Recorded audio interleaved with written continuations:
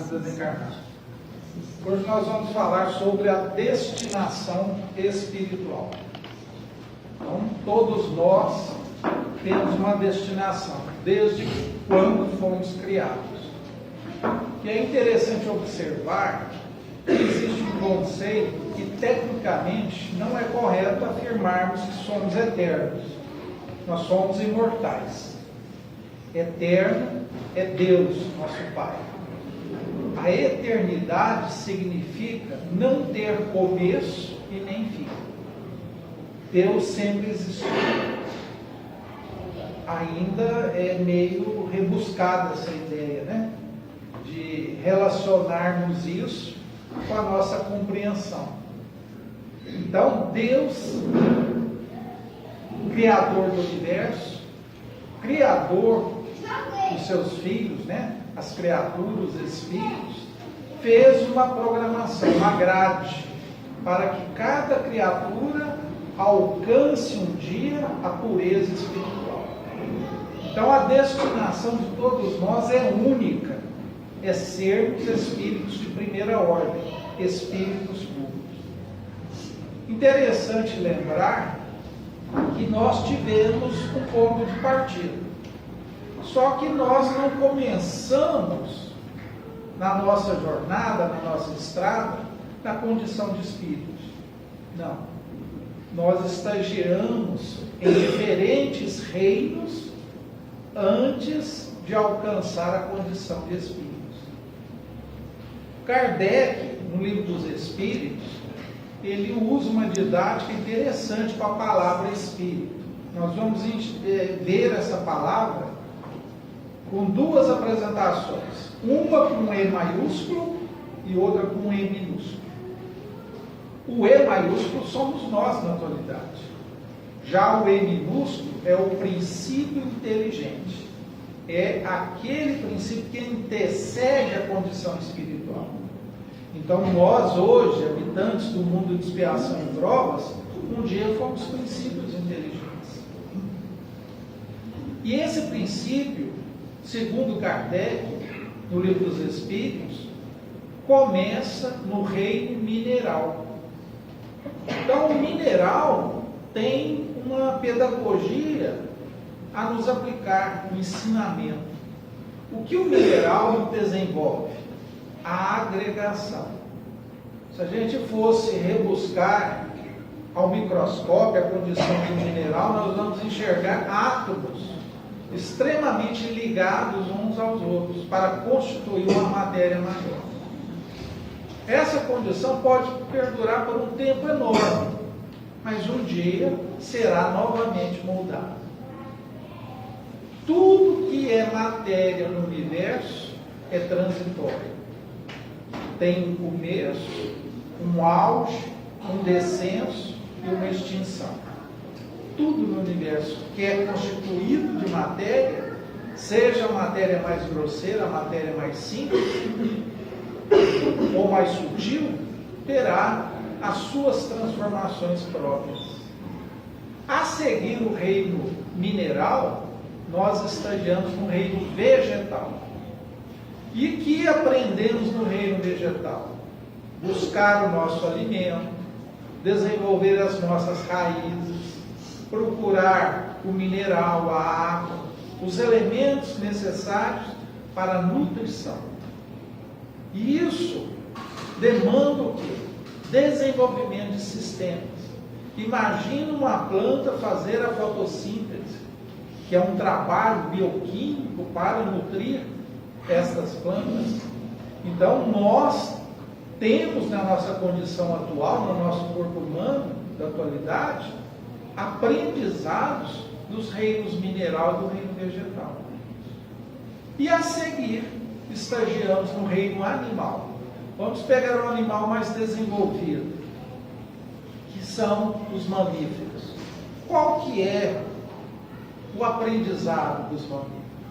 Desenvolver a inteligência de forma ainda rudimentar, o convívio em grupo, para mais tarde vivermos em sociedade, constituir família, desenvolver o convívio, defender um ao outro. Então, o reino animal oferece inúmeros aprendizados, inclusive a dinâmica de adquirir um guia, que é o instinto. Todo animal, toda planta, todo mineral é guiado pelo instinto. O que é instinto?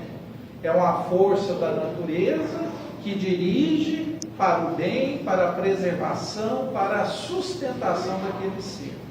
Nós ainda sofremos a influência do instinto. Interessante lembrar, lá no Evangelho segundo o Espiritismo, capítulo 11, onde já nas instruções dos Espíritos, amar o próximo como a si mesmo, Lázaro vem nos trazer a mensagem da lei de amor. E o que Lázaro nos diz? Que é o roteiro que nós vamos ter que seguir. Ele diz o seguinte: no princípio, no seu ponto de partida, o homem não tem senão instinto. O que é isso? Mundo primitivo. Mais avançado e corrompido tem sensações. Avançado em que sentido? Intelectual, conhecimento. Mas corrompido, por quê? Porque ainda não é dotado de moralidade. Então, predomina nos espíritos, nessa atual condição espiritual, as sensações, que é aquilo que a matéria produz. Que mundo que Lázaro está se referindo? O mundo de expiação e provas. Mais instruído e purificado tem sentimentos. Então, olha o crescimento do espírito. Então, se ele se instrui mais ainda, desenvolve mais conhecimento e purifica, ou seja, desenvolve a moralidade, as duas asas, né, do crescimento espiritual, instrução e moralidade, ele vai ter sentimento. E qual que é esse sentimento que Lázaro se refere? Amor. Então, essa dinâmica que Lázaro nos oferece mostra que nós fomos criados para amar.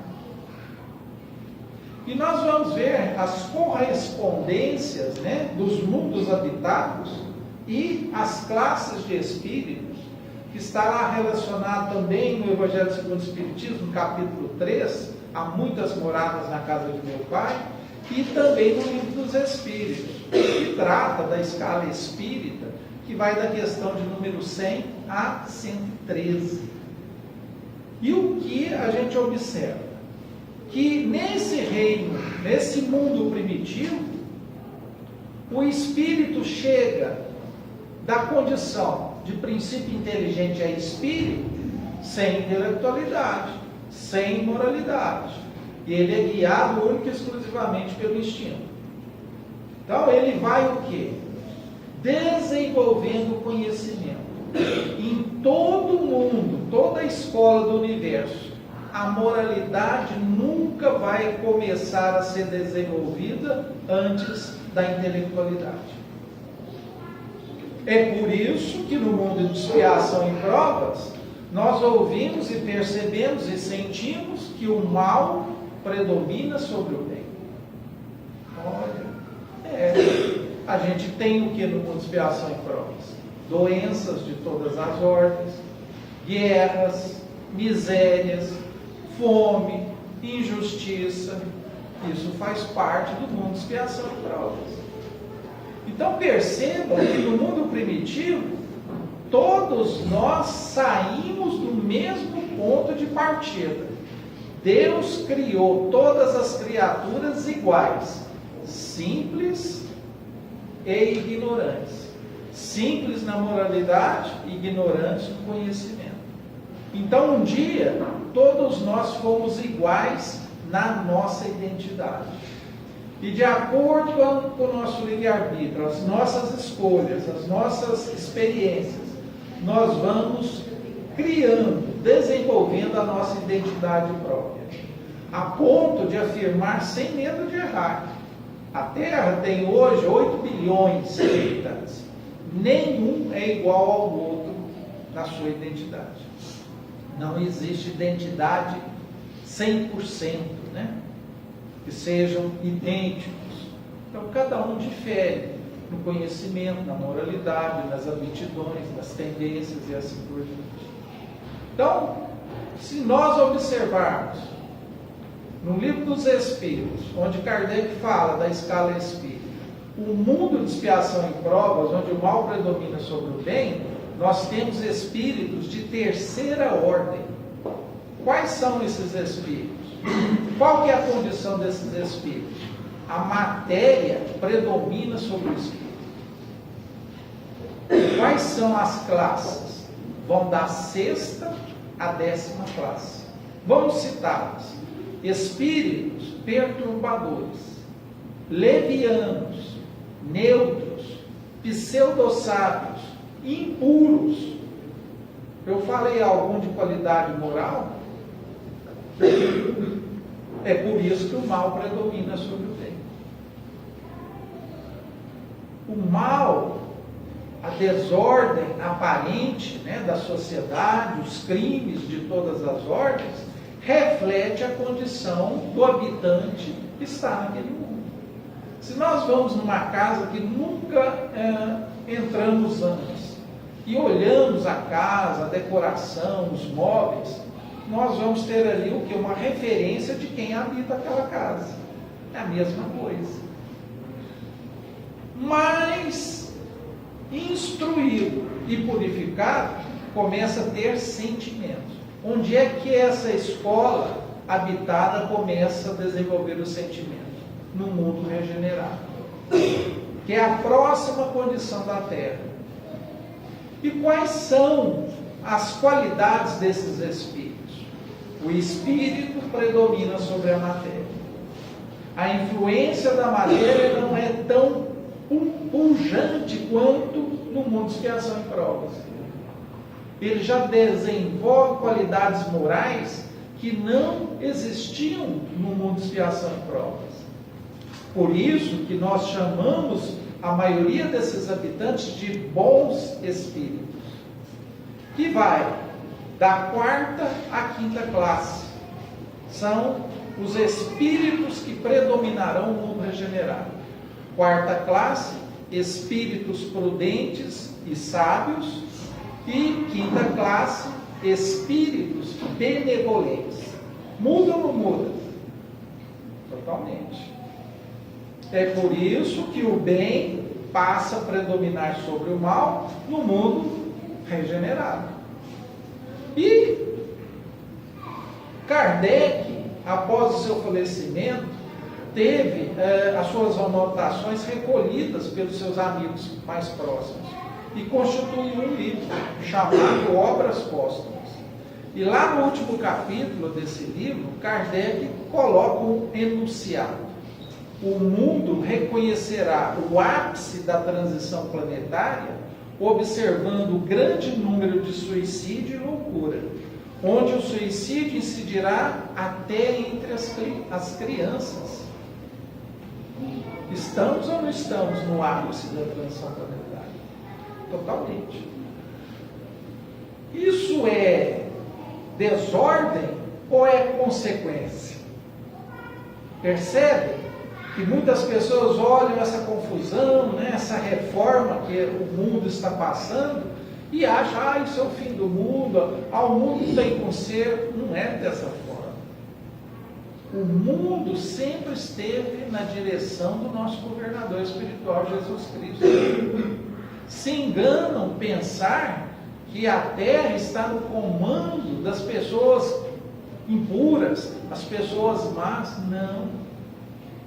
Vamos fazer uma conta rápida. Somos 8 bilhões de habitantes no planeta Terra. Cada um de nós temos um anjo da guarda. Para ser anjo da guarda, ele precisa ter um currículo mais intelectualizado, mais moralizado. Senão ele não pode ser anjo da guarda.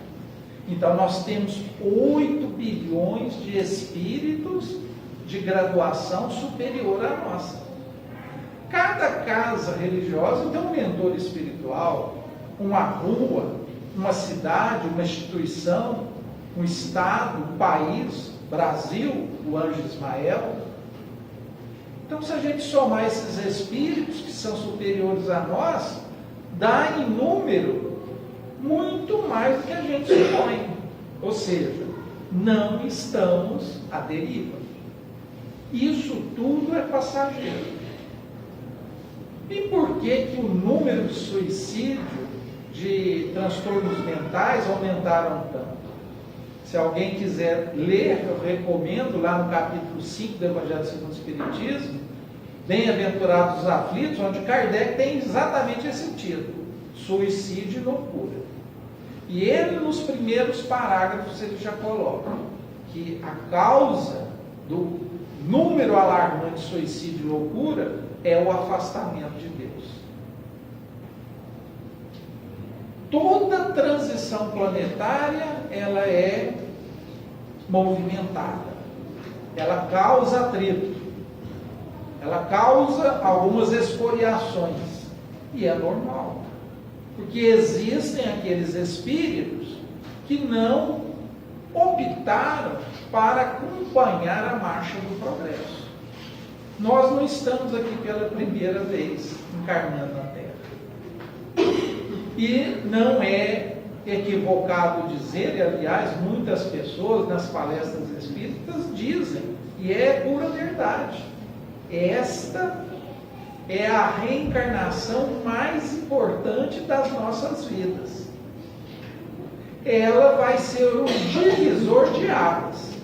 Se nós teremos carimbado no passaporte o retorno à Terra, continuando o processo regenerativo, ou se seremos exilados para outros planetas. Uma coisa física no Espiritismo é que um espírito inferior, ele não tem condição de estar em qualquer ambiente, tanto espiritual quanto físico.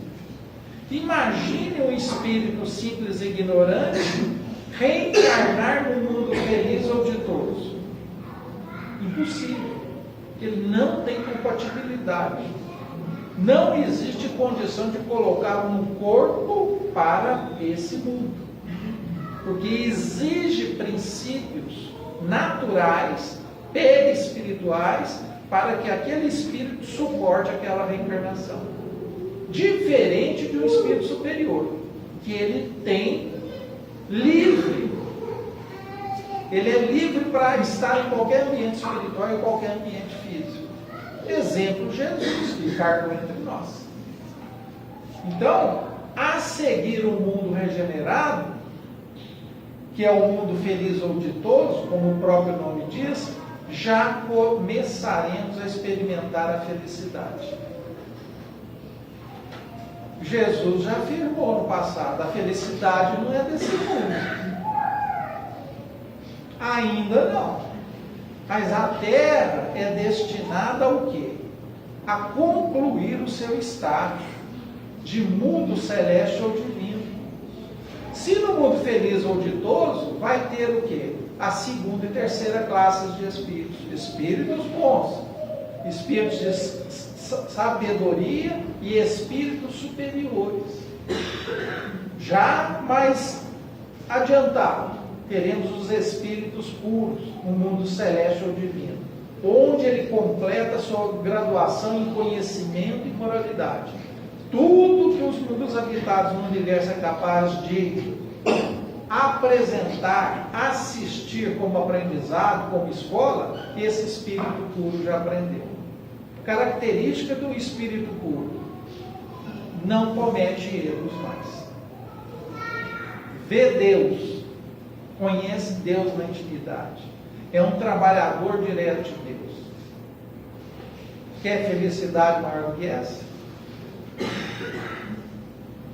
Então, a nossa destinação é amar. E a consequência da felicidade é a transformação do nosso sentimento. Então perceba que da sexta, 10ª classe de espíritos que eu citei, estamos atrás das sensações, dos prazeres, que a matéria produz. A nossa atenção, a nossa dedicação, o nosso trabalho está em prol de ter coisas materiais, acumular coisas materiais. É aí que mora o perigo. O Espiritismo nunca contestou ter bens materiais para o nosso conforto, para o nosso lazer. O problema é o excesso. Toda vez que nós desviamos, saímos do necessário e produzimos excessos em nossas vidas, aí mora o perigo. Eu me preocupo muito quando eu vejo alguém com um chaveiro cheio de chaves.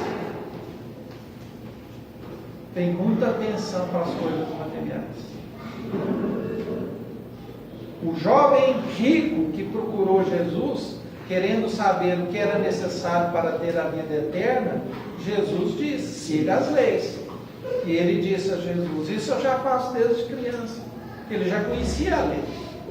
Mas Jesus, vendo a intenção daquele jovem, disse a ele: se queres ter um tesouro no céu, venda tudo que tens e dê aos pobres. Então, siga. E ele não foi capaz de fazer isso. Ele já conhecia a lei, mas ele não tinha o desprendimento das coisas materiais. Perceba que conhecimento não dá autoridade moral. A autoridade se conquista pela prática do conhecimento.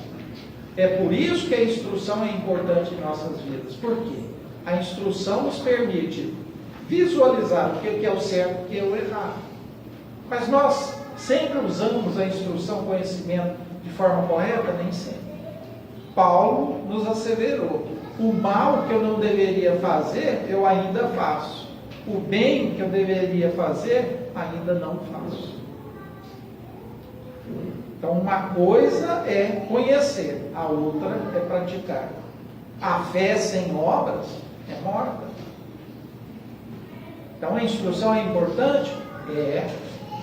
E nós vemos muito na Bíblia, na Gênese, da Bíblia, não a Gênese de Allan Kardec, que tem uma passagem falando de Adão e Eva, que eles comeram o fruto da árvore do conhecimento, do bem e do mal, e por isso foram expulsos do Éden, que era considerado um lugar tranquilo, perfeito. Só que precisamos colocar luz sobre isso. Se a gente tivesse um casal para descender esses 8 bilhões de habitantes da Terra, isso é impossível, biologicamente falando, geneticamente falando. A vida na Terra começou há 2 bilhões e meio de anos atrás, através dos primeiros seres unicelulares. Os nossos ancestrais mais distantes, os hominídeos, apareceram na Terra há cerca de 200 mil, 250 mil anos atrás. Australopithecus, Homo erectus, até permanecer uma única espécie, o Homo sapiens, que nós somos. Então, Darwin falava, qual que é a espécie que sobrevive? É aquela que melhor se adapta às condições, das mudanças climáticas, a condição de obter o seu alimento, de desenvolver a sua proteção, de procriar. Então, crescer e multiplicar-nos. Isso era a necessidade do mundo primitivo. Então, sair do jardim do Éden é deixar o que? O mundo primitivo e adentrar o mundo de expiação e provas. Na questão 51 do Livro dos Espíritos, Kardec indaga aos espíritos superiores: poderemos saber a época que Adão esteve na Terra? Adão, se a gente ler toda essa passagem, é a raça adâmica que Kardec se refere. E os espíritos superiores respondem: há cerca de 4.000 anos antes de Jesus. Ora, 4.000 anos antes do Cristo, mais 2025. Nós temos 6.000 anos que iniciou o mundo de expiação e provas. Percebam que na escola evolutiva, o mundo primitivo, ele demandou muito mais tempo do que o mundo regenerado. O mundo de expiação e provas. Porque a regeneração já está na nossa porta. Dependendo do nosso comportamento, né, das nossas escolhas, esse estágio de transformação do planeta pode se apressar ou pode se atrasar. Vai depender da humanidade. Então, a Bíblia, somado à luz do conhecimento espírita, é claro que todas essas passagens denotam o quê? A evolução e a transformação espiritual. E nem todos nós tivemos o planeta Terra como a nossa escola. Muitos viemos de outros orbes, como está acontecendo na atualidade.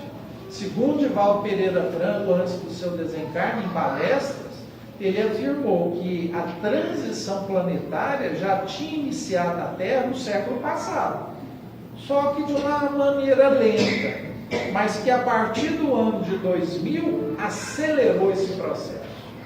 E o que a gente vê nesse processo de transição planetária?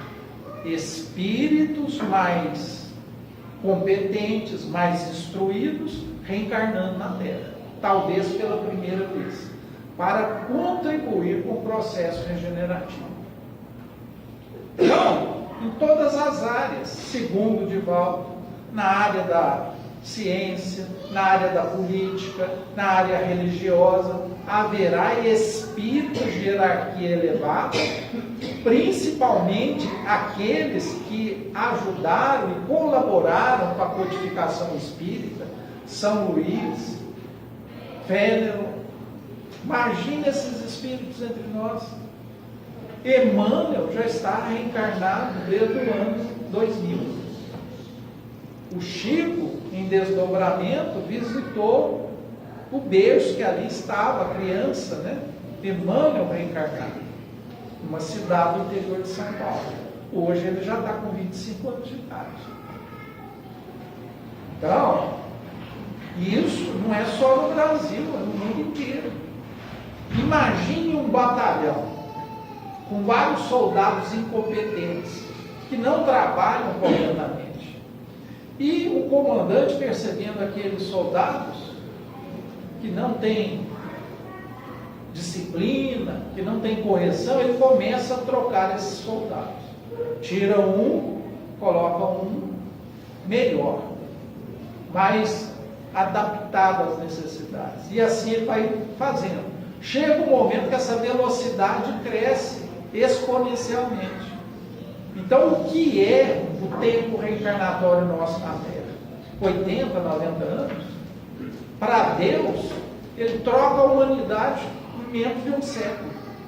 Tira os espíritos ruins e só deixa os espíritos bons.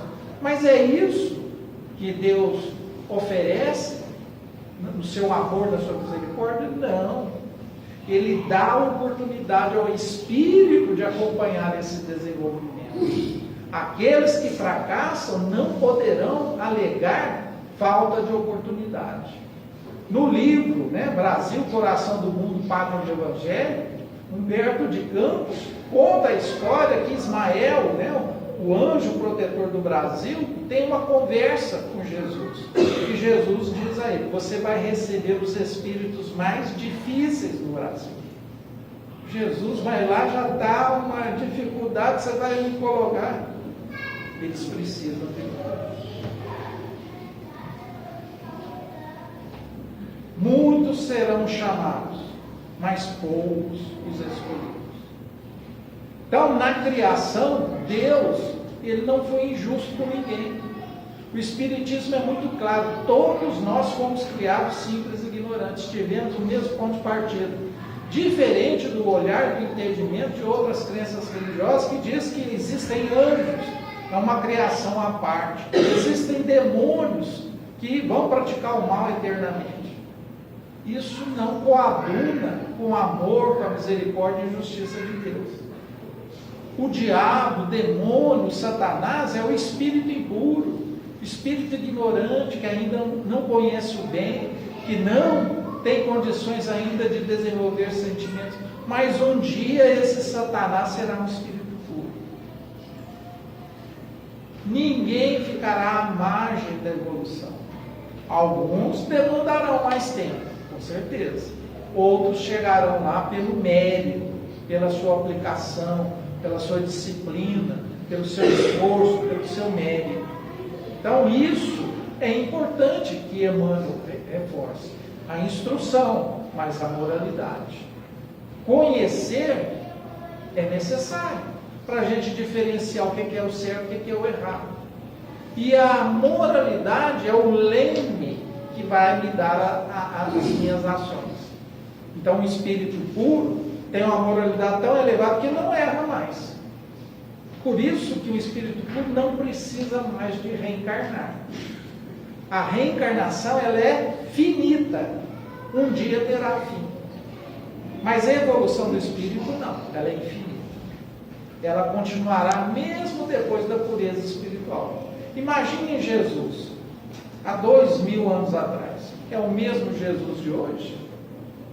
Jesus hoje está mais lapidado. Igual a Jesus, 100% idêntico a Jesus, sendo puro. Existe? Não. Até entre os espíritos puros, eles são diferenciados. Existem espíritos superiores em hierarquia a Jesus? Ora, Jesus, governador do planeta Terra, deve ter um governador do sistema solar, deve ter um governador da Via Láctea. Sim. A evolução ela continua. Então nós tivemos um ponto de partida, mas a destinação é ser puro, é ser espírito de primeira ordem. Jesus afirmou: vós sois deuses. Um dia fará tudo que eu faço e muito mais. Nós temos o caminho, a instrução, o conhecimento. Comparado, na época do mundo primitivo, tanto que nós já evoluímos. Mas falta a asa da moralidade. Se a gente fosse desenhar um pássaro, a humanidade tem a asa da instrução desenvolvida, mas a asa da moralidade atrofiada. É necessário desenvolver a asa da moralidade para voar.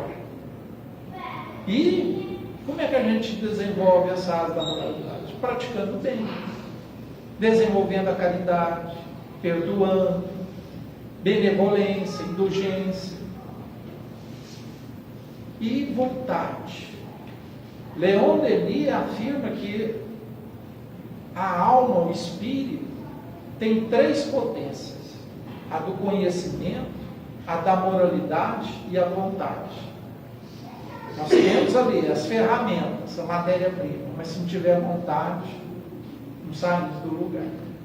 Então, Leon Denis mostra que temos que colocar em ação. E a casa espírita é um manancial de oportunidades. Oferece estudo para ampliar o conhecimento, oferece trabalho para desenvolver a caridade. Ah, mas eu não tenho inclinação, não tenho habilidade. Começa. Toda caridade, ela só será verdadeira caridade depois de passar por um estágio de treino. Praticar o bem, fazer um trabalho em auxílio ao próximo, tem que ser uma obrigação, para depois se tornar um hábito, para depois incorporarmos esse hábito e virar algo natural em nossas vidas. Então, é por isso que o tempo voa. O que é, segundo André Luiz, uma encarnação? É um sopro. E nós seremos colocados em questão. Esse realmente desenvolveu, está apto a continuar a reencarnar na Terra. Aquele ali não, ele vai ter que voltar um tempo atrás, Ele vai reencarnar no mundo de expiação e provas, mas lá no comecinho. Olha, lá no comecinho como? Não vai ter internet, não vai ter ar-condicionado, não vai ter micro-ondas, vai usar fogueira. É complicado. Ah, mas se não aprendeu pelo amor, vai aprender pela dor? Funciona assim. Então, as provas e expiações é de acordo com o nosso aproveitamento. Como é que foi o aproveitamento nas últimas reencarnações? Fiquei no mesmo lugar, estagnado? Aí vem uma expiação. A expiação é aquela professora dura, exigente. É o remédio amargo que a gente tem que tomar na prateleira da farmácia divina, para sair do comodismo e crescer, evoluir. Então, a raça adâmica, né? Nós citamos, quando a Terra iniciou, há 4.000 anos antes de Jesus, o estágio de expiação e provas. A gente vê exemplos da raça adâmica dos egípcios que construíram as pirâmides há cerca de 3.000 anos antes de Jesus.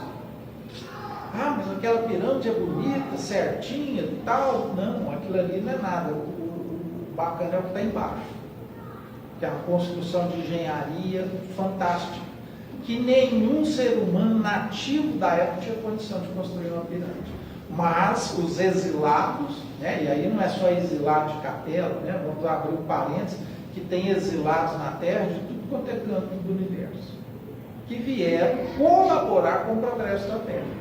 Percebam que o exílio não é castigo, é condição natural de sintonia do espírito. É como se a gente colocasse menos oxigênio num aquário e aquele peixe passa a não se adaptar com aquilo.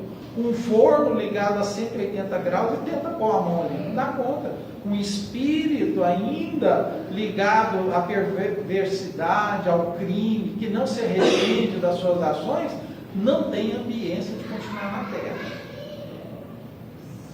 Então, lá na Gênesis, agora de Allan Kardec, né, no capítulo 11, a Gênese espiritual, nos itens 36 a 41, trata-se da raça adâmica. Depois vocês dão uma lida lá para conhecer o quanto que eles colaboraram com o progresso da Terra, em todos os campos, não foi só no Egito.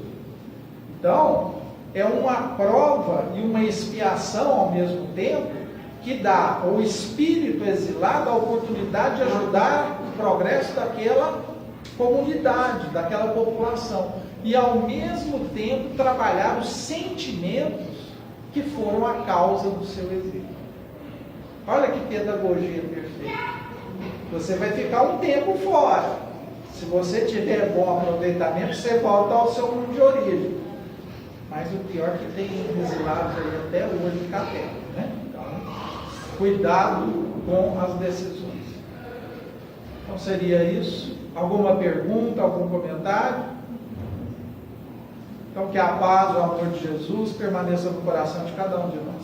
Que assim seja.